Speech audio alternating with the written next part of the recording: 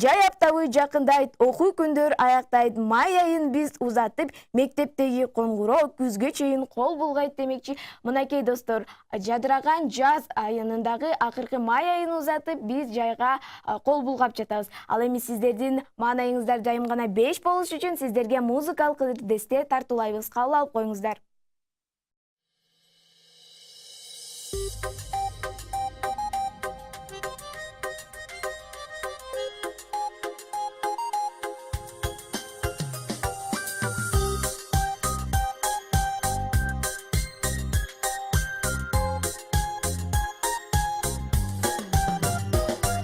Шаңға бөліп түйнемді менің апайкем, жарық чачып үйімді нұрға бөлінген. Секетім депсен, мені еркелеттің сен, мені құшағынан қысып сүйесің. Менің апайкем, алтын менің апайкем, чоңойғанда жолыңа гүлімді салып берем. Асыл менің апайкем, бақтым менің апайкем, уайғанда өзіңе медерің болып берем.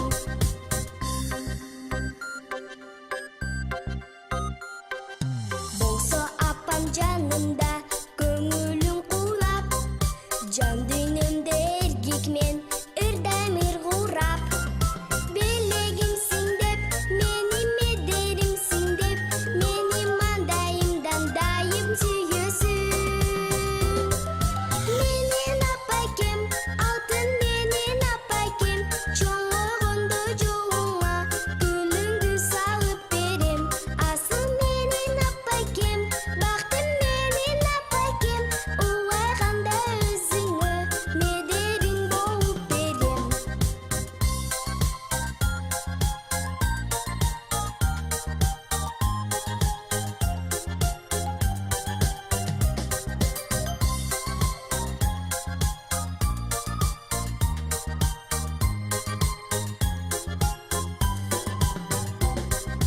Gözürmenге көрбөсөм, сени сагынам. Тумар кылып атымды апа тагынам. Тентегим депсен, мени эрмегим депсен, мени самайымдан сыйлап сүйөсүң. Менин апайкем, алтын менин апайкем, чоңойгондо жолуңа гүлүңдү салып берем. Асыл менин апайкем, бактым менин апайкем, уайганда өзүңө медериң болуп берем.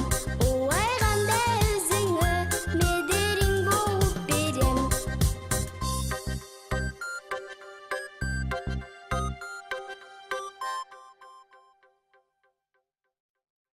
Достор, биздин ар бир көрсөтүүбүздө сиздер жаныбарлар дүйнөсүнө саякатка барып келесиңер.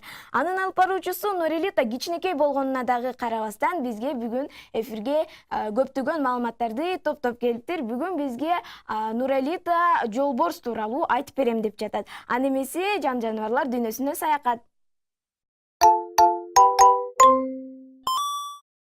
Салам достор, экранда жаныбарлар дүйнөсү жана анын кичинекей алып баруучусу мен Бектурганова Нурелита болмокчумун. Достор, бүгүн биз жолборстор менен жакындан таанышабыз. Жолборстор мышыктар түркүмүндөгү жаныбар.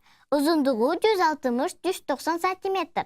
Ал эми салмагы 390-400 килограммды түзөт. Кызык бекемби? Анда силерди көп көтөрбөй баштайлы.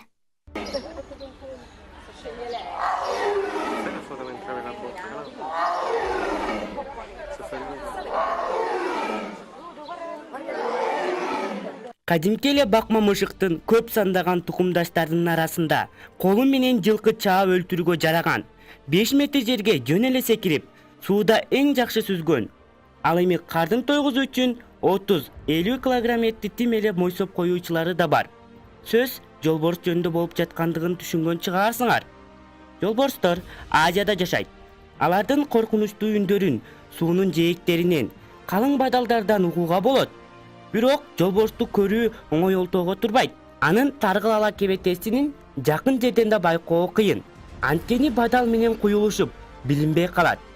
Анын үстүнө жолборс аң улоого күн баткан соң түн жамынып чыгат. Жолборс мыкты аңчы.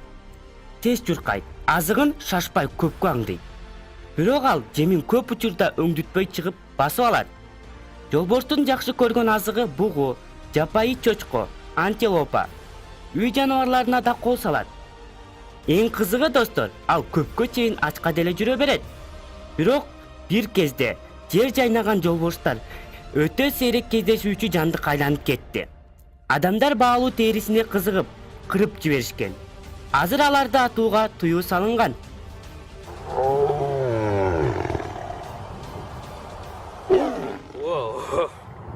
Мына ошентип достор, жолборстарга да болгон рубрикабыз да соңуна келип жетти. Силерге бүгүнкү берүүбүз жакты деген ойдомун. Жаныбарлар дүйнөсү коштошпойт. Жөн гана эмки аптага чейин көрүшкөнчө саламатта калыңыздар. Төмөнкү Аларчы айылында Нурдан Нур аттуу бала бакча бар экен. Бул бала бакчага 200дөн ашык биздин кичинекей бөбөктөрүбүз барып, билим алып, жана ошондой эле тарбияланып келишет. Бул бала бакчада биздин досторубуз сүрөт тартышат, тамак ичишет жана ошондой эле сыналгы көрүшөт. Дал ушул Нурдан Нур аттуу бала бакчанын биз бир күндүк жашоосу менен таанышып келгенбиз. Анда эмесе көңүлүңүздөрдү дал ушул бала бакчага бурмакчыбыз.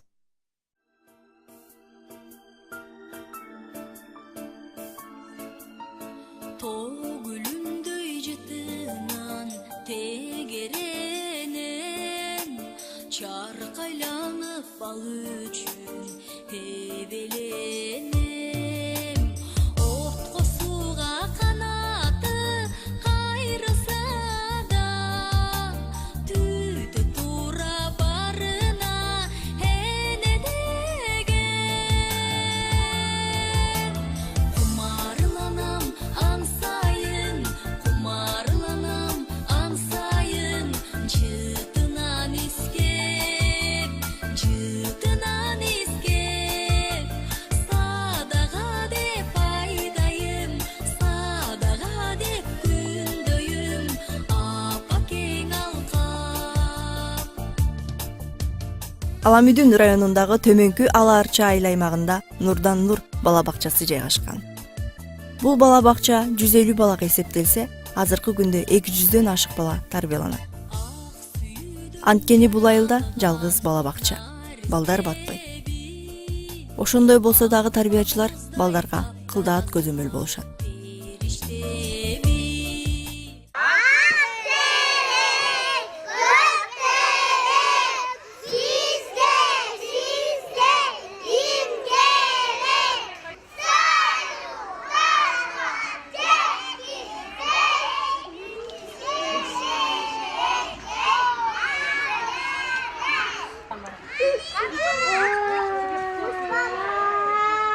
Мен Нурдан Нур бала бакчасынын жетекчиси Молдомир Элмира Насипкановна. 2011 жылдан бери эмгектенип келе жатам.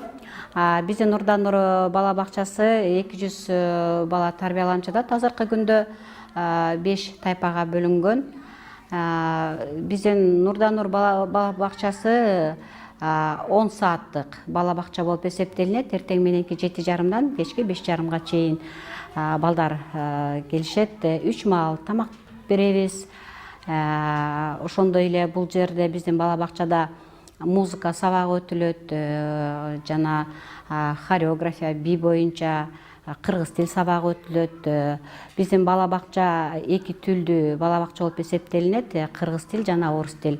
Кыргыз тил группасына орус тил сабагы өтүлөт, орус тил группаларына кыргыз тил сабагы өтүлүп турат.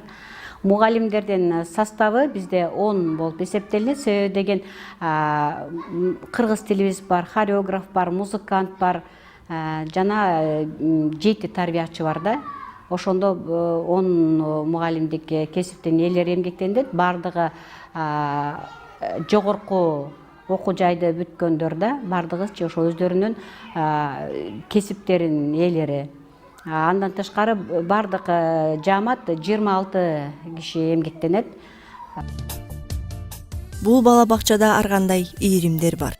Мисалга алсак, би, ыр, сүрөт, гимнастика жана баштапкы окуу бөлүмү.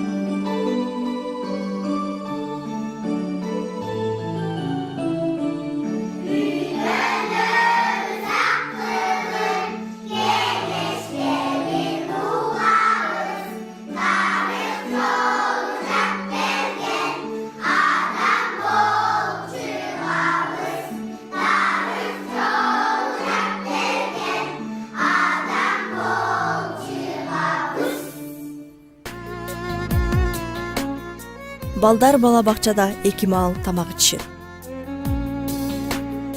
Тамак ашты да сыккан ашпозчулар жасашат.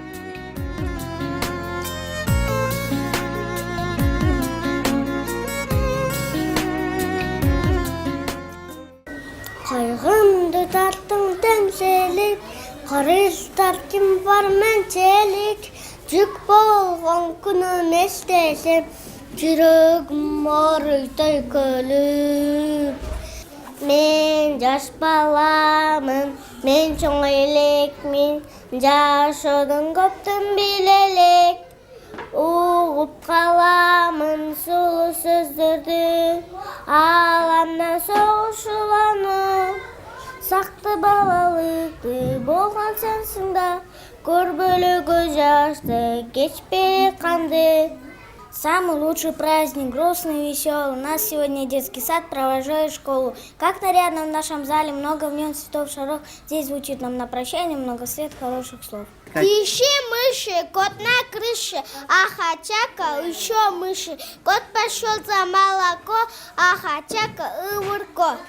Понедельник мандарин, а во вторник апельсин, в среду шоколад, а без четверг скалами. Вот. Пятницу виноград, в субботу печенье, в воскресенье 7 подушки, подала за день рождения.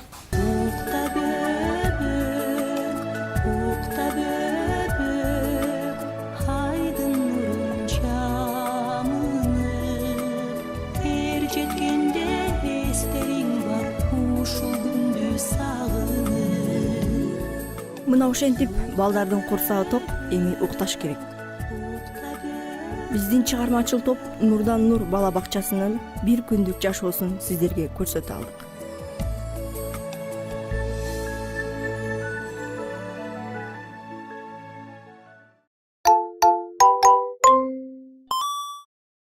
Урматтуу ата-энелер, сиздер балдарыңыздардын күлкүлүү жана кызыктуу окуяларын биздин WhatsApp номерибизге жөнөтүңүздөр. Биздин WhatsApp номерибиз 0772 67 03 56. Дал ушундай бизге кызыктуу жана күлкүлүү WhatsApp'тан бизге видеолор келген. Анда эмесе көңүлүңүздөрдү ушул видеолорго бурмакчыбыз.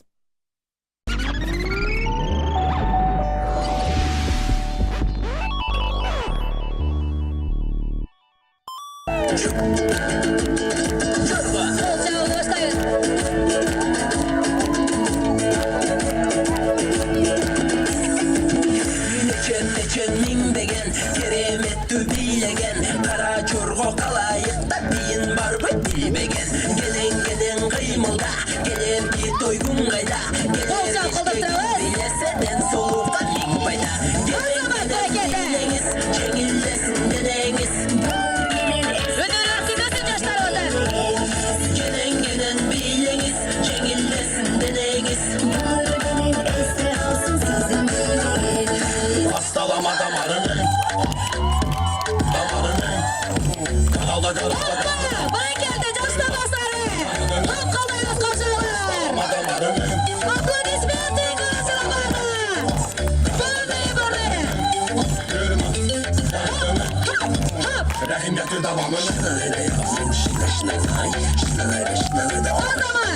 Şınarayla yavrum şınarayla Şınarayla apa Şınarayla yavrum Şınarayla apa Şınarayla yavrum Şınarayla apa Ama uş ozma tuş Dıkkın dışın dıgıdıgı dış Dıkkın dışın Kolları coşlar. Böyle gelin.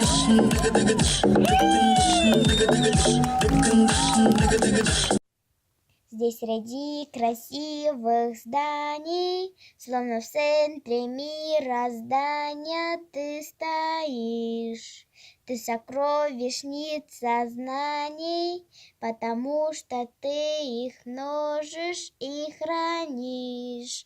Здесь такой уют, здесь всегда нас ждут, всегда школа моя. Мальчишеское братство, союз учителей, душевное богатство, сокровищ всех синей, спортивные турниры и творчество людей. Ты всех объединила под крышей своей. Мальчишеское братство, союз учителей, душевное богатство, сокровищ всех синей, спортивные турниры и творчество людей. Ты всех объединила под крышей своей.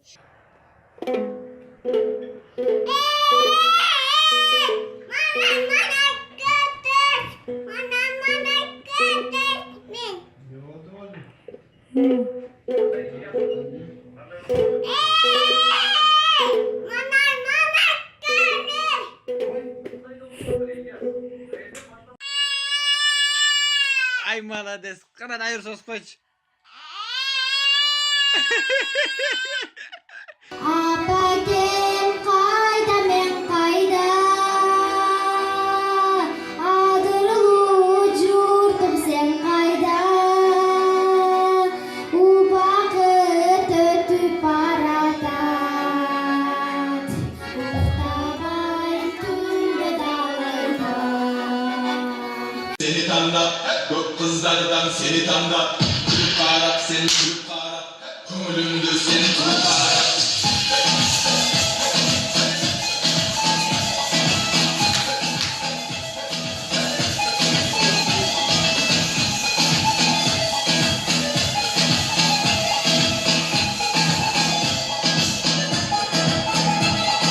Sen oynatıyorsun, önün yansıyorsun Çağırında aradan yattım ağlıyorsun Gülgünün yaktı, kömürünü başlayıp Yakın bir yandan çılsın bahsedin Çağırına olmayı seni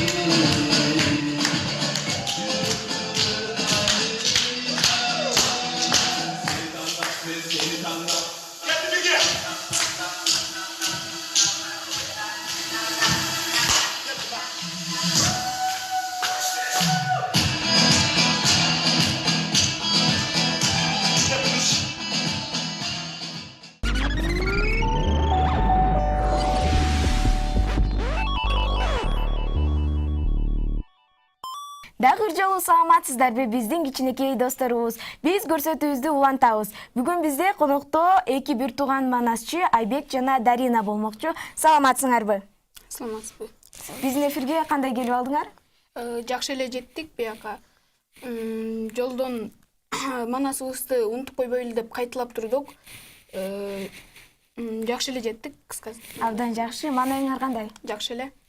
Силер манас айтат экенсиңер, манасты эмне болуп айтып калдыңар эле? Мисал кетсек, биздин улуу манасчыларыбыздын түшүнө манастын аяны кирип, ушинтип алар манас айтып калышкан. Силер эмне болуп айтып калдыңар эле? Мен ошо манастын тукумунан болом да. Менин тайтам жана тайынем манас айтып жүрчү, ошолордон угуп, ошолордун артынан кайталап жүрүп эле манасты айтып баштагам. Абдан жакшы. Үй бүлөңөрдө дагы манас айткандар барбы? Менин тайкем бар манас айткан. Абдан жакшы. Силер биздин улуу манас атабызды кандай элестетесиңер? Бизге сабактардан айтып кетчи, биздин манас атабыз ушу чоң баатырлардан болгон деп, анын ал биринчи төрөлгөндө эле 16 жашар баладай салмактуу болгон деп. Абдан жакшы. Эгерде биз манас тууралуу тасма тартсак, кимдин ролун аткарат элеңер? Мен ошо манастын 40 жигиттердин арасынан бирөөсү болмокмун. Дарина, сен канчанчы класста окуйсуң? Экинчи. Экинчи. Канча жаштасың? 8. Мектепте жакшы окуйсуңбу? Абдан жакшы. Биздин улуу атактуу манасчылардан кимди билесиңер? Саякбай Карылаевди билебиз. Абдан жакшы. Анда бизге манас айтып бересиңерби? Макул. Анда эмесе сиздердин көңүлүңүздөрдү манаска бурмакчыбыз.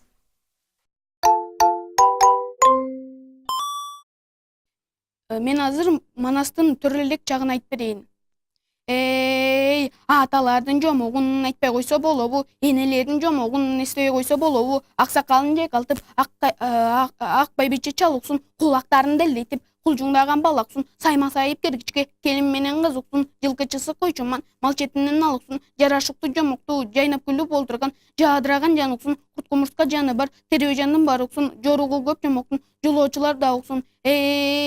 Алтайдан турган Жакыптын төөдө болду арманы, арбан болду андагы, дүйнө менен мылжагы, Кудай бала берген деп, күнтүнө каштып сарлады, карган кезде балам жок, калыңмага ээ болчу, артман калган каран жок, кыйналганын ким билет, артман калган каран жок, кыйналганын ким билет, Жакыптын уулу экен деп, туу болуп артка ким жүрөт, Кыргыздан келип калмакка, тең дегенин билеби, Теңирим молдо өзүндү, орундалса болбойбу, мендей карып тилеги, көзүм өтсө дүйнөдөн, көккө саба туумду, иле турган ким болот, ак бел кыргыз калкымды биле турган ким болот, муну бошоп шалдырап, Жакыптын көп арманы, байбичеси чыйырды, маралдай болуп маңкайып, башындагы элечек, ак мөңгүдөй заңкайып, Кудай перзент берген деп, жаратканга жалынат, согончу оңун абай, тубас болуп өттүм деп, күйөт тартып зарыгат, күндөрдүн бери күнүндө, түндөрдүн бери түнүндө, түш көрөт Жакып толгонуп, жолборустун сырттаны, жанында жатат комдонуп, Жакып башын сыласа, тили менен жалынат, жалын чачып көзүнө, алып кара куш ажыдар, жанында турат каралап, бай Жакып коркуп калтырап, сүлөргө алы келбеди, кара тер басып кыйналып, түшүрбөй остон келмени, аксакалын жайкалтып, акылмангаары кеп айтат,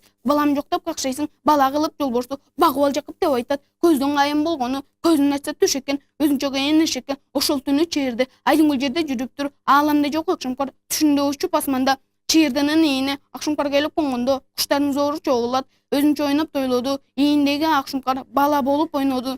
Акшамкар кайра кубулжуп, куштар менен урушса, бирин да соо койбоду, канатын салып шумкардын чыйырды болбой арманы, талпынып учкан шумкардын боосунан бекем кармады, таң агарып атканда, тараза жылдыз батканда, чолпон жылдыз жаркырап, жерге нурун чачканда, Жакып менен чыйырды бир күнү көргөн түштөрүн бир четинен коркуп таарынып, дабадайлыгы айтканда, эртесинде Жакыпбай ак боз бени сойдурду. Чыйырды Жакып түштөрүн жоортмакка той кылды, эл чогулуп келгенде, сөз сүйлөй Жакып элдерге көргөн түшүн баяндап, акылмана акбылта кулак сала даярдап, Кудайым бала бериптир, бир баланы даярдап, сыласаң сырттан жолборсту, капыстан калкың сактанат, Кудайым бериптир бала жолдошту. Хан көтөргөн жерин айтам. Hey, манас болуп тур, манас атка конуп тур. Ат кегиздин үстүнө хан көтөрүп алганы, хан өгөнү тийгизди, хан тажасы ушу деп, хан манасын башына жалды бөртү кийгизди. Ошондо жакы бой кылып, 90 бейди сайдырып, 9 күнү тагылып, жергесинде кыргыздын кызматына тургузду. Ногодон калган кызылту, жактан калган мынабу, обот баштатайды жакка баштадың эй. Аны мындай таштайлы, башкасынан баштайлаң эй. Асман менен жериңди түркөгүнө бүткөндөй, айың менен күндү бир өзүнө бүткөндөй, түндүк менен түштүктү түнөгүнө бүткөндөй, чыгыш менен батышты чырагына бүткөндөй, айта турган ой кез келди. Бүт алам сырлары чече турган кез келди. Манас атам койкарып, кыргыз жого кутсапты эй. Эне дагы ата дагы бул жарык дүйнөдө эмнени калтырдык урпактарыбызга дегенде мен неберелериме Манасты, кыргыздын тарыхын калтырдык деп ушул неберелериме бата берип коеюн деп турам. Бата менен төрөлгөн балдарыбыз болсун, бакыт жолун сайымалаган жарлары болсун, бак дөөлөттү көтөргөн чырмалышып, чыдамкайлык касиет дагы консун. Амин.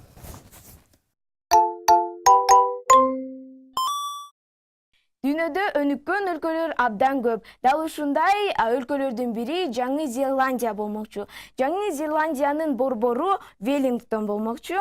Силер эмнеге бул тууралуу айтып жатат деп ойлосоңор, бүгүнкү биздин дүйнө таануу рубрикабызда дал ушул мамлекетке саякатка барып келмекчибиз. Анда эмесе кеттик.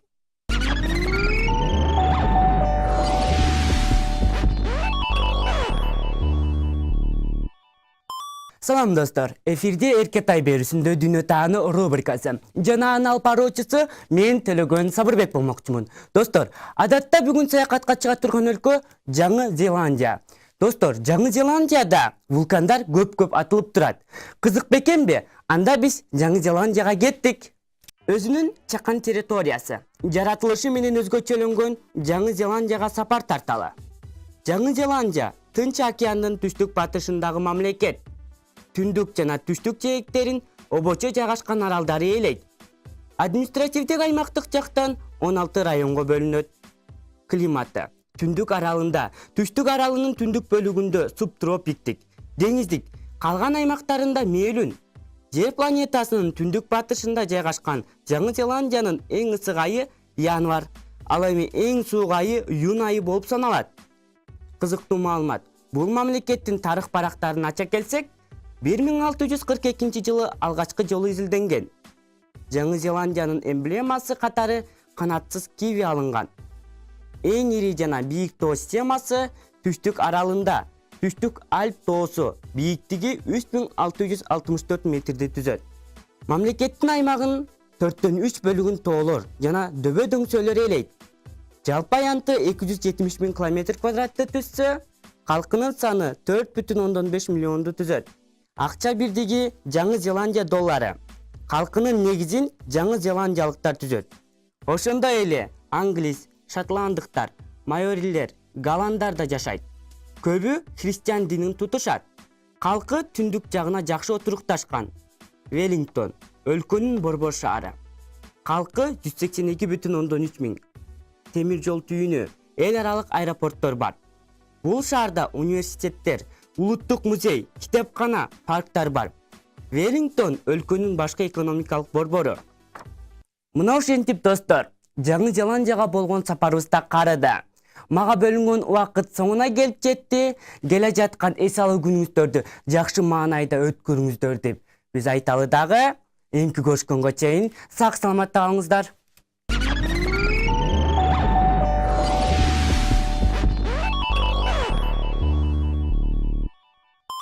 Кезек куттуктоо рубрикасында Бишкек шаарындагы номер 66 мектептин 6 классынын окуучусу Добулбекова Зареманы бүгүнкү туулган күнү менен куттуктап коюуну классташтары өтүнүшкөн. Зарема, туулган күнүң кут болсун. Мектепте жакшы оку демекчибиз. Бул өрбелек сага арналат. Кабыл алып кой.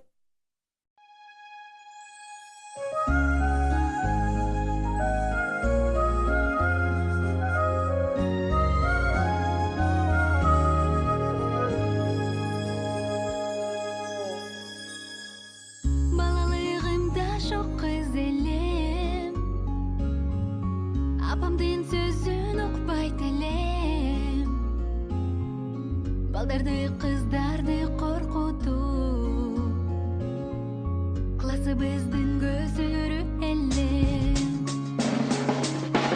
ойноп күлүп бал күндөр өттү дарактар саргайып өзөттү ошондогу эң биринчи кат жүрөгүмдө сүйүү ойготту классташым классташым классташым классташым кайдасың менин классташым жандашым жандашым классташым классташым кайрылып келчи классташым класстын эшиги жоң ачылып кирип келди жаңы классташым кар жылтырап кирпиктеринен эсимде калды көз карашы жылдар өттү өттү балалык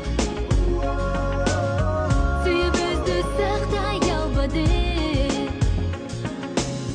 бирок жазганда биринчи кат классташымдан мен күтөм кабар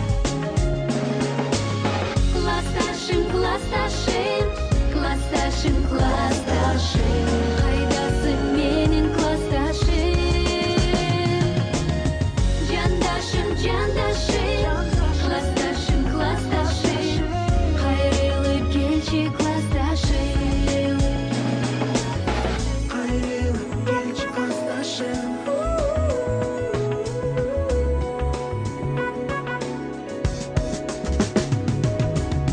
кайрылып келчи классташым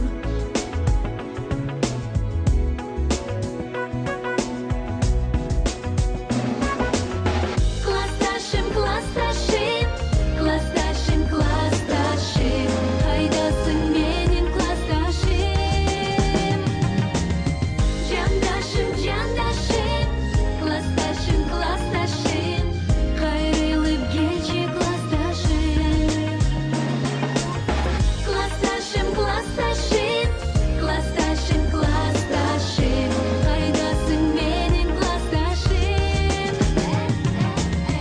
жандашым жандашым классташым классташым кайдасың менин классташым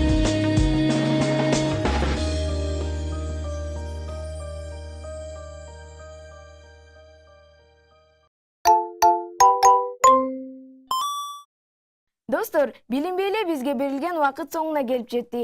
Кайрадан кийинки эфирден көрүшкөнчө сак саламатта калгыла, достор.